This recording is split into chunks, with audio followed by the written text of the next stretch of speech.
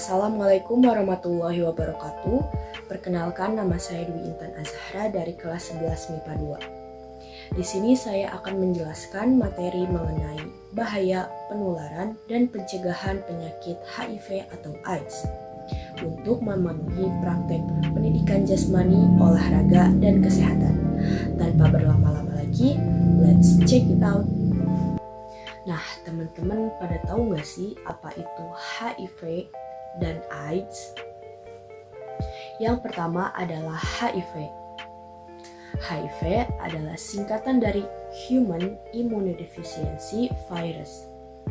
HIV adalah virus atau jasad trenik yang sangat kecil dan dapat menyerang sistem kekebalan tubuh manusia. Bentuk dari HIV adalah seperti binatang bulu babi atau binatang laut yang memiliki bulu yang tajam.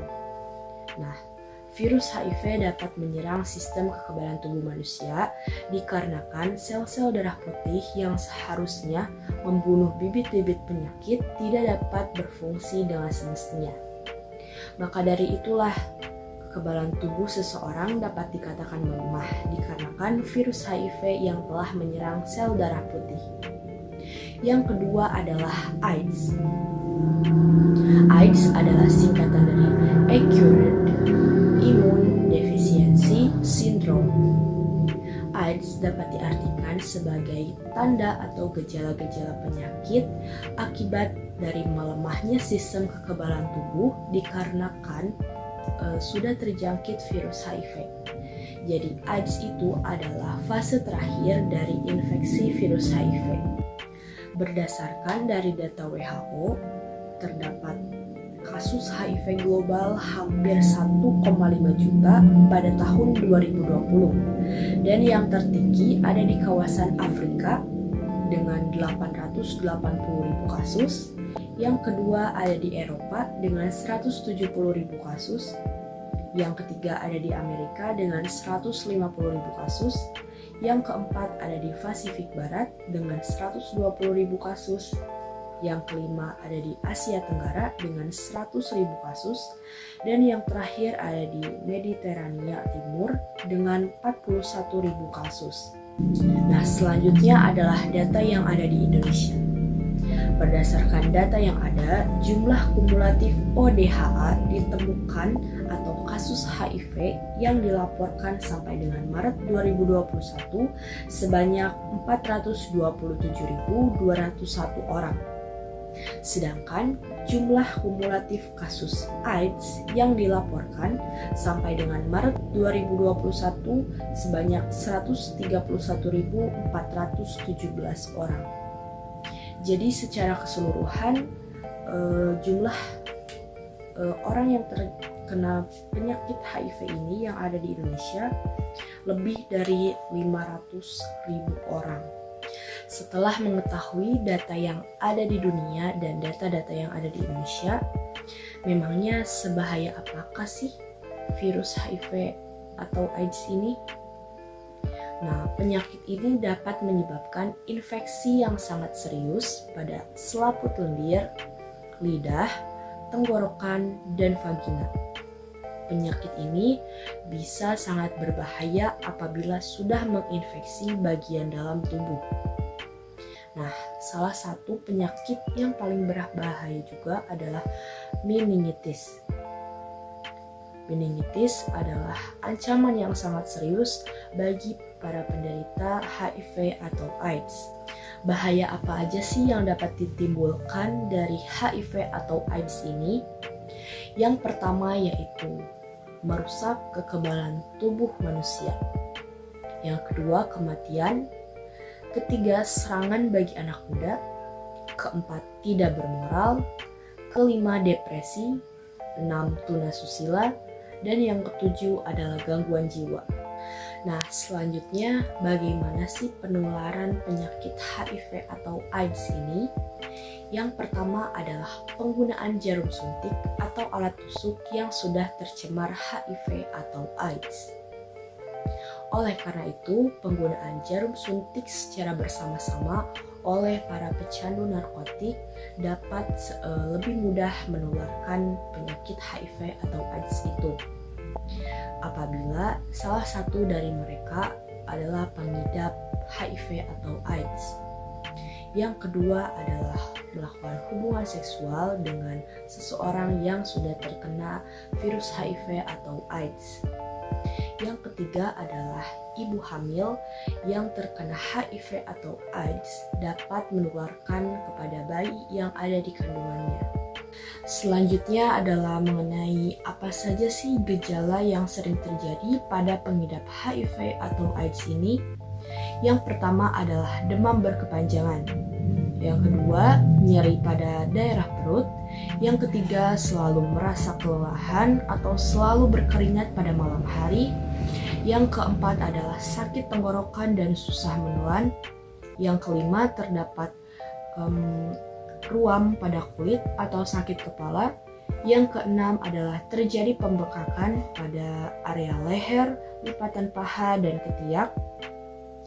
Yang ketujuh adalah penurunan berat badan yang sangat drastis.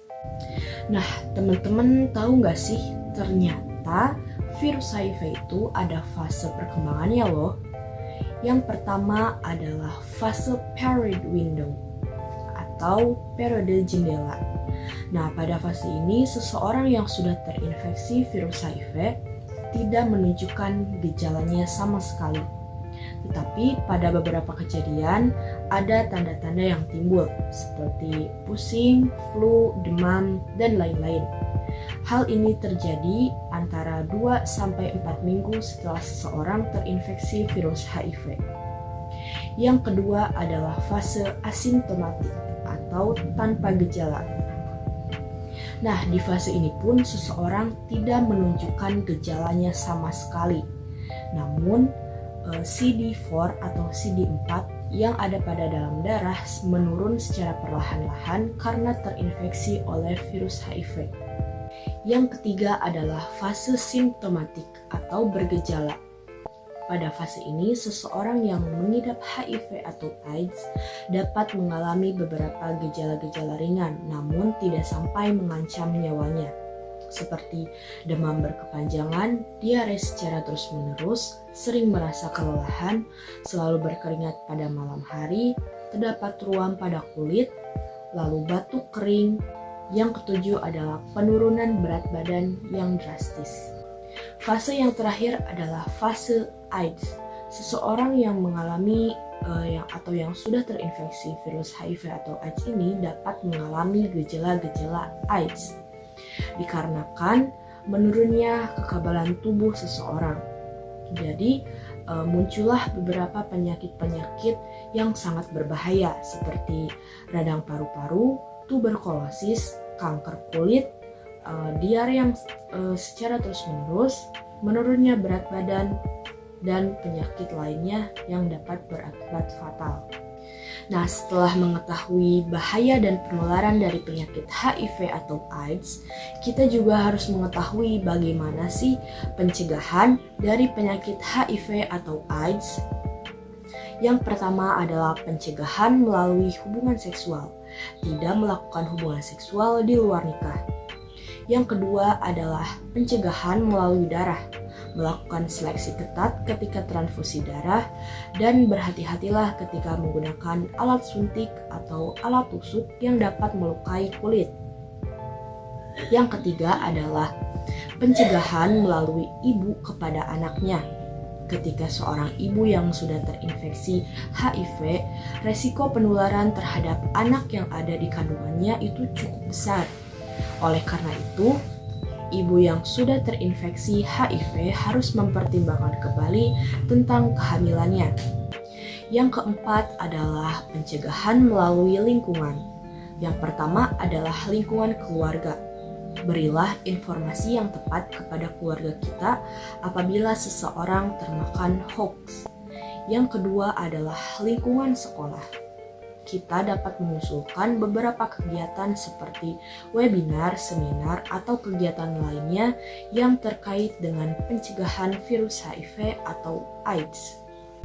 Hari AIDS sedunia atau HAS pertama kali diperingati pada tanggal 1 Desember 1988. HAS setiap tahunnya diperingati untuk meningkatkan kesadaran tentang infeksi virus HIV. Pada tahun 2021, Hari AIDS sedunia mengacu kepada tema global yaitu End Inequalities and AIDS and Pandemics. Dan di Indonesia diangkat tema Akhiri AIDS, Cegah HIV, Akses untuk Semua. Rangkaian HAS 2021 dimaksudkan untuk meningkatkan kesadaran, pengetahuan, dan kemandirian masyarakat dalam pencegahan dan pengendalian HIV atau AIDS. Maka dari itulah, marilah kita terus kampanyekan pengendalian dan pencegahan virus HIV atau AIDS di semua media sosial kita, agar kasus yang ada di Indonesia maupun di dunia semakin menurun dan tidak ada lagi kasus yang baru. Sekian yang dapat saya sampaikan. Mohon maaf atas segala kekurangan. Wassalamualaikum warahmatullahi wabarakatuh.